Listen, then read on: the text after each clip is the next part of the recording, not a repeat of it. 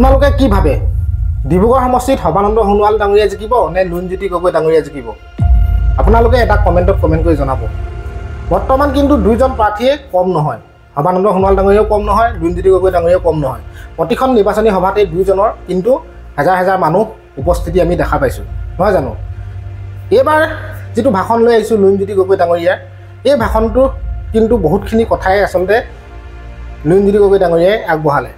তেওঁ ভাষণৰ মাজতে চকুলো টুকিবলগীয়া হ'ল, শুকাই তেওঁ কান্দিব ধৰিলে আৰু উপস্থিত ৰাইজে আহি পানী দি তেওঁক সান্তনা দিলেহি। গতিকে ভিডিঅ'টো আপোনালোকে ভাল ধৰণে চালে গম পাব কি হৈছিলে আচলতে এই ভাষণস্থলীত। আপোনালোকে যদি ভিডিঅ'টো চাই আপোনালোকে গম পাব। আৰু তাৰ আগতে ভিডিঅ'টো দেখুৱাৰ আগতে ৰিকুৱেষ্ট কৰিছোঁ, যদি কোনোবা নতুনকৈ আহিছে মোৰ চেনেলটো এটা লাইক আৰু চেনেলটো ছাবস্ক্ৰাইব কৰিবলৈ আপোনালোকে নাপাহৰিব। তেতিয়াহ'লে ভিডিঅ'টো লগাই দিছোঁ, আপোনালোকে চাওক। বিগত সময়ছোৱাত জাতিটোক কি দিলে, জাতিয়ে কি হেৰুৱালে, সকলো কথা মানুহৰ আগত উল্লেখ কৰিছোঁ। আৰু আমাৰ কি পৰিকল্পনা, মোক কিয় ৰাইজে ভোট দিব লাগে, মই কি কৰিব খুজিছোঁ, মোৰ পৰিকল্পনা কি, সকলো কথা ৰাইজৰ আগত স্পষ্ট ৰূপত মই দাঙি ধৰিছোঁ। আৰু সেইকাৰণে সকলো ৰাইজৰ আশীৰ্বাদ বিচাৰিছোঁ।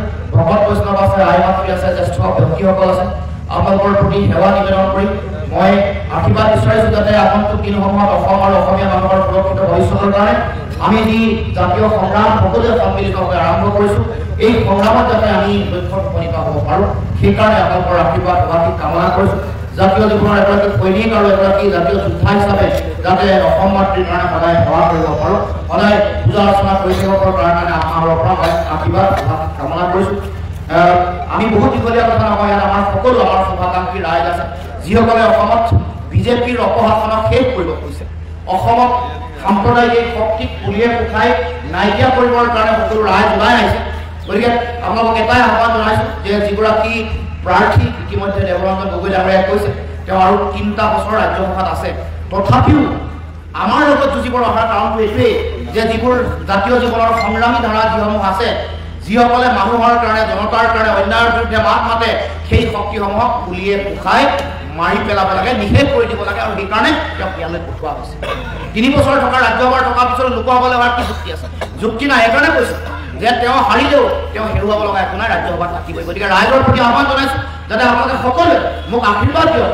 মই অতদিনে সংসদৰ মজিয়াত বা বিধানসভাৰ মজিয়াত আপোনালোকৰ বিষয়সমূহ উত্থাপন কৰিবলৈ সুযোগ পোৱা নাই, কিন্তু ৰাজহুৱাভাৱে সদৌ অসম ছাত্ৰ সন্থাৰ সাধাৰণ সম্পাদকৰ দায়িত্ব থাকোঁতে তাৰ পাছত যেতিয়া ছাত্ৰ সন্থা এৰিলোঁ, ৰাজনৈতিকভাৱে আগবাঢ়িছোঁ, বিভিন্ন সময়ত নিৰ্বাচনত হাৰিলেও মই পিছ হুহুকি অহা নাই।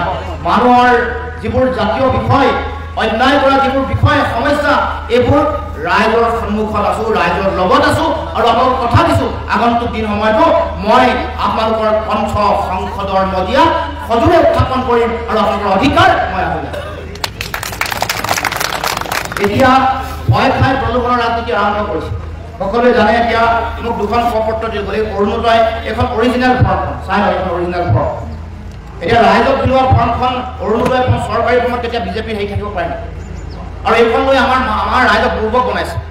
ৰাইজক কৈ দিব এখন তেওঁলোকে নিজে বনাই লোৱা ফৰ্ম। তেওঁ এতিয়া মোক এগৰাকী বাইদেৱে দিলে, এই ফৰ্মখন আমি জুম কৰি চাব লাগিব। এইখনত বিজেপিৰ চিম্বল আছে, বিজেপি চিম্বল থকা ফৰ্ম কেনেকৈ দিব? ইয়াৰ প্ৰলোভনৰ ৰাজনীতি আৰম্ভ কৰিছে। ইয়াৰ আগত লাখপতি বাইদেউৰ ফৰ্ম জোৰাইছে, এতিয়া লাখপতি বাইদেউৰ ফৰ্মটো তেওঁলোকে মানুহৰ মাজত বিলোৱা নাই, অৰুণোদয় বিলোৱা আৰম্ভ কৰিছে আৰু স্কলাৰশ্বিপৰ ফৰ্ম বিলাইছে আৰু কিবা ঘৰৰ ফৰ্ম বিলাইছে। চবত চাব বিজেপিৰ চিম্বল আছে আৰু ৰাইজক দুৰ্বল বনাইছে। ৰাইজক কৈ দিব যে এইটো মূৰ্খ যাইছে, এতিয়া কোনো ফৰ্ম ফিল আপ কৰিব নোৱাৰে, সেইকাৰণে তেওঁলোকে এই কাম কৰিছে। এইখন ফৰ্ম ফিল আপ কৰিলে তেওঁলোক জেললৈ যাব লাগিব।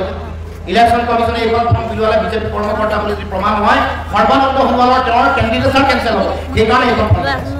গতিকে ৰাইজ প্ৰলোভন আৰম্ভ কৰিছে, গতিকে আপোনালোকে সাৱধান হৈ চলিব লাগিব। যোৱাবাৰো বন্ধন গোটৰ ঋণ আপোনালোকৰ ৰেহাই দিম বুলি কৈছে, দিলে নেকি? আইসকল আছে, নাই দিয়া। এই যে যোৱাবাৰ মিছা কথা ক'লে, এইবাৰো আপোনালোকক এনেকৈ এই ফৰ্মখনৰ নামত লাখপতি বাইদেউ আঁচনিৰ নামত আপোনালোকক পুনৰ মিছা কথা কৈ ভোট ল'ব চেষ্টা কৰিছে। লাখপতি বাইদেউৰ লক্ষ্য তেওঁলোকে আমাৰ মহিলা আছে, আইসকল আছে, তেওঁলোকৰ লক্ষ্য দিছে। অৰুণোদয় আঁচনিৰ যোগেদি সকলো পৰিয়াল টাৰ্গেট কৰিছে, স্কলাৰশ্বিপৰ ফৰ্মৰ যোগেদি আমাৰ ছাত্ৰ ছাত্ৰীসকলক টাৰ্গেট কৰিছে। এইবোৰ চব ভিন্ন কৰি মিছা ভুৱা প্ৰতিশ্ৰুতি, আৰু এইখন তাৰ ফৰ্মখনে তাৰ উদাহৰণ। গতিকে ৰাইজ আপোনালোকে সাৱধান হৈ থাকিব। এই চৰকাৰখন কেৱল মাত্ৰ বাকী আৰু ফাঁকিত চলা চৰকাৰ। 1,51,000 কোটি টকাৰ ঋণৰ বোজা, তাৰ উপৰিও খোৱা বোৱা সামগ্ৰীৰ দাম 180% বঢ়াই দিলে। চাউলৰ দাম 18 টকাৰ পৰা 50 টকা হৈ পালেগৈ। দাইলৰ দাম বাঢ়িল, মিঠাতেলৰ দাম বাঢ়িল, খাজানা বাঢ়িছে, মাটিৰ 5 গুণ, কৰ কাটল বঢ়াই দিয়া হৈছে, 9 বাৰ বিদ্যুতৰ মাচুল বাঢ়িছে, চাৰিওফালে ঘৰ বন্ধা সামগ্ৰীৰ দাম বাঢ়িছে। এইকেইদিনত যোৱাকেইটা দিনত আমাৰ দৰৱৰ সাধাৰণ দৰৱ যিবোৰ আছে, কাঁহৰ দৰৱ, জ্বৰৰ দৰৱ, এইবোৰৰ GST লগাই দিয়া হ'ল 45%, আপ টু 45%। তাৰ মানে সাধাৰণ মানুহৰ ওপৰত প্ৰচণ্ড অন্যায় কৰিছে। তেওঁলোকে ৰাইজক বিনামূলীয়া চাউল দিছে, কিন্তু ৰাইজৰ পৰা কৰ কাটল, বিভিন্ন ধৰণৰ পেট্ৰল, ডিজেল, গেছৰ চিলিণ্ডাৰৰ নামত টকা পইচা তেওঁলোকে লুটপাট কৰিছে। কৰ কাটলৰ বোজা বঢ়াই দি সাধাৰণ মানুহৰ জীৱন বিভীষিকাময় কৰি তুলিছে। গতিকে তেনেকুৱা এটা সময়ত ৰাইজে সিদ্ধান্ত এটা ল'ব লাগিব, ৰাইজে সঠিক আৰু শুদ্ধ সিদ্ধান্ত ল'ব লাগিব। কাৰণ প্ৰলোভনৰ ৰাজনীতিৰ পাল্লা কোনেও নপৰিব। এই প্ৰলোভন তেওঁলোকে দিব, আৰু এই আঁচনিৰ ধন দিলে আপোনালোকে দিলে মানে তেওঁলোকে বিজেপিক যে ভোট দিব লাগে এইটো বাধ্য নহয়। কাৰণ এই যিবোৰ টকা পইচা আপোনালোকক দিয়ে, ইয়াৰ ৰাইজৰ টকা পইচা, মানুহৰ টকা পইচা, সাধাৰণ জনগণৰ টকা পইচা। এয়া তেওঁলোকৰ নিজৰ টকা পইচা নহয়। বিজেপিৰ দলৰ ফাণ্ডৰ, তেওঁলোকৰ দলীয় ফাণ্ড যিটো ইলেক্ট্ৰেল বণ্ডৰ যোগেদি পইচা তেওঁলোকে সংগ্ৰহ কৰিলে, হাজাৰ কোটি টকা, তাৰ পইচা নহয়। তেওঁলোকৰ সৰ্বানন্দ সোণোৱাল আৰু হিমন্ত বিশ্ব শৰ্মাৰ ঘৰৰ টকা পইচা নহয়। এয়া আপোনাৰ মোৰ ৰাইজে শ্ৰম কৰি, শৰীৰৰ ঘাম মাটিত পেলাই, তেল পানী কৰি আমি টকা পইচা ঘটো। কোনোবাই ব্যৱসায় কৰে, চাকৰি কৰে, টকা পইচা ঘটা টকা পইচাৰ আমি কৰ দিব লাগে, টেক্স দিব লাগে চৰকাৰক, আৰু এই টেক্সৰ ধনেৰে আপোনালোকক অৰুণোদয় আঁচনি দিছে। আৰু সেইকাৰণে বিজেপিয়ে যিটো কথা কৈ আছে, আমাৰ হিতাধিকাৰীসকলে আমাক ভোট দিব, মই কৈছোঁ যে এইটো আমাৰ যিসকল ৰাইজৰ যি মানে আঁচনি যিবোৰ আছে, জনকল্যাণকামী যিবোৰ আঁচনি আছে, যিসকলে ইয়াৰ সুবিধা পাইছে, সেই আঁচনি যিসকল উপভোক্তা তেওঁলোকৰ প্ৰতি এয়া অপমান। মানে আমাৰ যিসকলে আঁচনি পাইছে তেওঁলোকৰ প্ৰতি অপমান। কাৰণ হিতাধিকাৰীসকলে ধন পোৱা মানে তেওঁলোক বিজেপিৰ নিকিনা গোলাম নহয় যে ধন পালে বুলি তেওঁলোকক ভোট দিব। গতিকে ৰাইজ যি দিয়ে ল'বটো আমাৰ প্ৰাপ্য অধিকাৰ, এখন জনকল্যাণকামী চৰকাৰ এখনৰ দায়িত্ব। গতিকে আঁচনি ল'ব, সুবিধা ল'ব, কিন্তু ভোটটো নিজৰ মগজুত তুলি দিব। গতিকে ৰাইজৰ মই দীঘলীয়া কথা সকলোৰে আশীৰ্বাদ বিচাৰিছোঁ, শুভেচ্ছা বিচাৰিছোঁ। গতিকে সকলোৰে পৰা আশীৰ্বাদ বিচাৰি, কাৰণ আৰু এখন সভা আছে, মানুহ ৰৈ আছে। আপোনালোক সকলোৱে মোৰ নিজৰ মানুহ, মোকো নিজৰ আপোনালোকে সকলোৱে জানে, নিজৰ ল'ৰা বুলি আপোনালোকে সকলোৱে মৰম কৰে। গতিকে আপোনালোকৰ নিজৰ ল'ৰাৰ ওপৰত বিশ্বাস ৰাখিছে, ৰাখক। ময়ো আপোনালোকৰ বিশ্বাস ভংগ হ'বলৈ নিদিওঁ।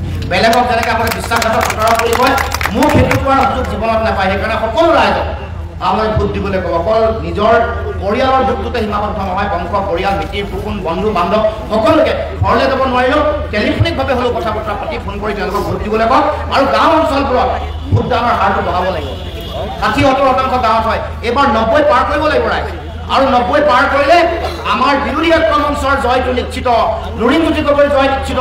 কোনো শক্তিয়ে আমাক ধৰি ৰাখিব নোৱাৰে। ৰাইজ গাঁও অঞ্চলত ভোটদানৰ হাৰটো বঢ়াব লাগিব। গতিকে এইখিনিকে কৈ সকলোৰে পৰা আশীৰ্বাদ বিচাৰি মই মোৰ বক্তব্য সামৰি মাৰিছোঁ। সকলোকে জাহাজ সীমাত ভোট দি বিৰোধী ঐক্য মঞ্চ বা জাতীয় পৰিষদ বা লুৰিণজ্যোতি গগৈ বিপুল ব্যৱধানত জয়লাভ কৰাই পঠাব বুলি মই আশা ৰাখি মোৰ বক্তব্য মই সামৰি মাৰিছোঁ। ধন্যবাদ। জয় অসম।